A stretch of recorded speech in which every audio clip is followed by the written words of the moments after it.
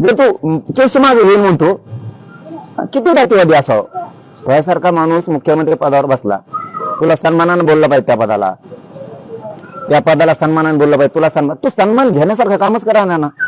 ज्या जनतेनं तुला दिलं, तू आधी जनतेला सन्मान द्यायचा शिक, मग तुला सन्मान मिळत. दिला तुला आत्ता बऱ्या केस मागे येऊन म्हणतो, तू केस उचकायला लागला.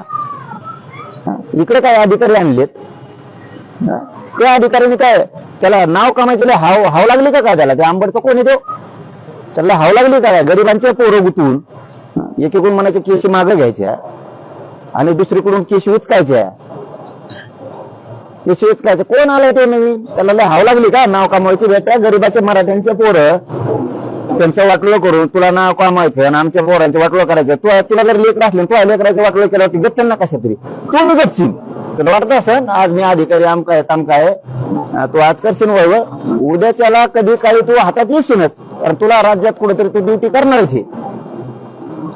गरीबाचे लेकर जाळ्यात उडून तुला तिकडे त्यांना गुंतून टाकायचे, आंदोलनातले गरीबाचे पोरं त्यांच्या कसल्या बी ऑर्डर करायच्या आणि तुला नाव कमवायचं, ही तुला हाव लागली.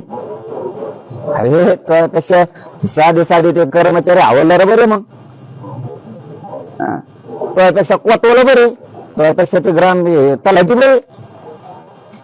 इतके जर घाण विचार असते एवढ्या मोठ्या दर्जाच्या अधिकाऱ्याचे की गरीबाच्या आंदोलनातले पोरं गुतवायचे, एकीकडून ह्या देवेंद्र फडणवीस सांगायचे केस मागे घ्या आणि एकीकडून तो या अधिकाऱ्यांनी महसूलच्या गरीबाचे पोरं आंदोलनातले गुतवायचे आणि त्यातून त्याला बडेजाव घ्यायचा, मोठेपणा घ्यायचा, मी अशी कारवाई केली आणि मग त्या नाव कामायचं बढतीसाठी गरीबाचे पोरं मारतो काय तू? मग गमगुती तो नाव चांगलं व्हायचं नाही, तू कुठे घटणार नाहीस का?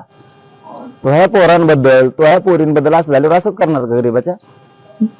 काय नीत येत तुमच्या आणि काय नाही. हा तो हातात अधिकारी म्हणून तू करशील काही विषय आणि आमच्या कचाट्यात सापडा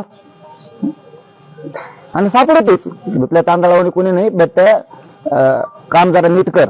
हा तुला वाटत असेल मी अधिकारी, तू देवेंद्र फडणवीस ऐकून किंवा आणखीन आम्हाला माहित नाही, आम्ही शंका नाही घेत, आणखी मी माहिती घेतो त्याची. तू पालकमंत्र्यांनी कोणी तुला सांगितलेलं असावं, मग सांगतो तुला कचका, आणि तो पालकमंत्र्याला बी सांगतो मग कसं असतं. हे कामं सुरू करायचे का तुम्हाला? गोरगरिबांचे लेकरं गुतवायचे, गोरगरिबांचे मुद्दाम आडवं पडायचं, म्हणजे जातीवाद जिथं बी बोकाळायचं काय जालना जिल्ह्यात बी. आणि अधिकाऱ्यांनी कोणत्या मंत्र्याचं भंत्र्याचं ऐकून कामं करू नका. इथं मराठी आहेत मग तुमच्या मागे लागतील, नेते जात असते सोडून मग गुतत असतो अधिकारी मापात्रा. देवेंद्र फडणवीस म्हणजे ना नुसता चाली टाकणारा माणूस, फक्त याला फोड त्याला फोड त्याला फोड याला फोड, स्वतःच साधून घ्यायचं आणि नंतर त्याच जातीवर पलटायचं. धनगराचा अनुभव मराठ्याला आला, 100% तंतोतंत आला. धनगरांची आणखीन कॅबिनेटच व्हायना आरक्षण द्यायची, एसटी आरक्षणाची. 15 वर्ष झालं आता, 15दा 3ऱ्यांदा आता सत्तेत आहे. तेच मराठ्याचं झालं. आता मराठ्यांशिवाय सत्ता नाही होऊ शकत. लरड कोणी आलता रे, इतकं बेमान होऊ नको फडणवीस, इतकं बेमान गद्दार होऊ नको मराठ्यांशी. आणि ते डोक्यात असं ना खोळ तर काढून टाक, मराठी मागं नाही जाऊन पुढं नाही, ते काढून टाक. हलक्यात घेऊ नको मला मराठ्याला, खरंच काढून टाक. तुला वाटत असेल मराठी नाही तर ते काही तो बरबाटलेली टीम लावलेली ना, काही बायाची काही गाड्याची, ती बरबाटलेली टीम लावली ना, त्यांना जरा नीट सांग, भापीत राहू नको. असंच भापीत राहशील, बेकार होईल, भापीत राहशील. मराठी एक नाही तर मराठी मागं नाही राहिले काय नाही. मराठ्यांना चॅलेंजच देऊ नको. वेळ पडले ना एका दिवसात 4 कोटी मराठी रस्त्यावर येतील, एका दिवसात. खरंच चॅलेंज देऊ नको. ज्या दिवशी बघायचं असेल ना याच्या मागे मराठी आहेत का नाहीत माया माग, त्या दिवशी तुझ्या हातातून वेळ गेलेली असेल, फडणवीस गेलेली असेल. तुला फडणवीस शब्दात मला बोलायचं नव्हतं, प्रत्येक साहेब साहेब म्हणून बोलतो. तर बोलता बोलता उपोषण उठेल आमचं आता खोटं बोलून. आता बोलता बोलता खोटं बोलून तो उपोषण उठवलं आमचं, दिल्लीतून सांगितलं. याच्यामुळे मी तुला बोलत नाही खरं कारण ते त्या दिवशी व्यासपीठावर म्हणत होते बोलायचं का, मीडिया सुद्धा आलं मला नाही बोलायचं, मला काम करा फक्त हे. आम्ही तुला मानलं होतं फडणवीस, मानलं होतं, खरंच मानलं होतं.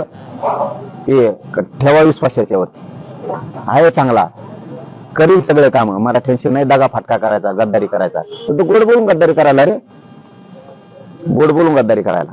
असं वागू नको गोरगरीब मराठ्यांशी. माझ्या गोरगरीब मराठ्यांची लय तळमळे. गेले 4 पोर आमच्या आयुष्यातून आता दिसत नाहीत. ते आत्महत्या झाली मराठा आरक्षणासाठी. बीडला झाली, बदनापूरला झाली, त्या फुलंब्रीला झाली, गेले आमचे. जरा तुझ्या लेकरात जसं लेकरू बघतो ना तसं राज्यातल्या जनतेच्या लेकरू बघ. सन्मान करू आम्ही तुला, सन्मानपूर्वक आहो जाऊ बोलू. इथं आमचं लेकरू डायरेक्ट मारायला लागले. त्या बदनापूरच्या पोरीनं आत्महत्या केली. कसं जगायचं घरच्याने? मोठी अधिकारी झाली शिदी पोरी, 1% हुकली म्हणून घरी आली. कमून आरक्षण देत नाही रे बाबा. त्या पोरीच्या शिक्षणामुळे त्या पोरगी मोठी व्हावी, महाराष्ट्राच्या शुभेच्छा. पण आमच्या पोरीचं काय? तू 500 मीटरवर जात नाही तिचा शब्द डावलू. राहायला नुसतं किती वेळ लागेल तिथून राहायला? 2 घंट्यात सागरून तिथे जाईल माणूस. सागर बंगल्यावर वर्षा बंगल्यावर नाही जात तू पोरीचं ऐकून. आमच्या पोरी आत्महत्या करायला रे. तुझ्या पोरीत आमच्या पोरी बघ काय चुकीचं बोलतो रे मराठ्यांना. मी तुम्ही डोळे उघडा, स्वतःच्या लेकीसाठी ते 500 मीटरवर जात नाही तुमचे पोर आत्महत्या करायला लागले. उसा थोडीच वेळ आली तुमच्या पोराला मराठ्यांचा.